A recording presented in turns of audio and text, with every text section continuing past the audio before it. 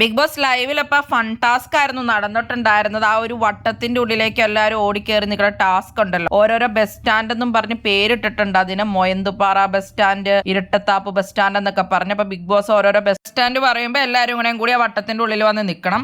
ബസ്സറടിക്കുമ്പോൾ വരയുടെ പുറത്തുള്ളവരൊക്കെ ഔട്ടായി പോകും. അപ്പൊ ആദ്യം 2 റൗണ്ട് കഴിഞ്ഞപ്പോൾ തന്നെ അർജുനും ജിൻഡോയും അൻസിബിയും ഒക്കെ പുറത്തായിട്ടുണ്ടായിരുന്നു. പിന്നെ 2 റൗണ്ട് കഴിഞ്ഞപ്പോഴത്തേക്കും ഋഷിയും നോറയും റസ്മിനും ശ്രീതും ഒക്കെ ഔട്ടായി. റൗണ്ട് വന്നപ്പോഴത്തേക്കും സിജോയും ജാസ്മിനും അപ്സരയൊക്കെ ഔട്ട് ആയിട്ടുണ്ടായിരുന്നു. അപ്പൊ ജാസ്മിൻ അപ്പൊ എപ്പോഴും റൗണ്ടിൽ പോയി ഇരിക്കാനായിരുന്നു നോക്കിയിട്ടുണ്ട്. അപ്പൊ ഇരുന്നപ്പോ സിജോ പിടിച്ച് വലിച്ചിട്ടു എന്നൊക്കെ പറഞ്ഞ് ജാസ്മിനായിട്ട് സിജോയും ആയിട്ട് പ്രശ്നമൊക്കെ ഉണ്ടാക്കുന്നുണ്ട്. ഫസ്റ്റ് 2 പേര് വന്നിരുന്നത് സായിയും അഭിഷേക് ശ്രീകുമാറും ആയിരുന്നു. സായി അഭിഷേകം വന്നു കഴിഞ്ഞിട്ട് പിന്നെ സായിക്ക് അധികം നേരം നിൽക്കാൻ പറ്റുന്നുണ്ടായിരുന്നില്ല. പിന്നെ ബസ്സർ അടിച്ചപ്പോൾ അതിന്റെ ഉള്ളിൽ അപ്പൊ നിന്നിട്ടുണ്ടായിരുന്ന അഭിഷേക് ശ്രീകുമാറായിരുന്നു. സായി ഇറങ്ങി പോവുകയാണ് ഉണ്ടായത്. അങ്ങനെ അഭിഷേക് ശ്രീകുമാറാണ് ടാസ്കിൽ ജയിച്ചത്.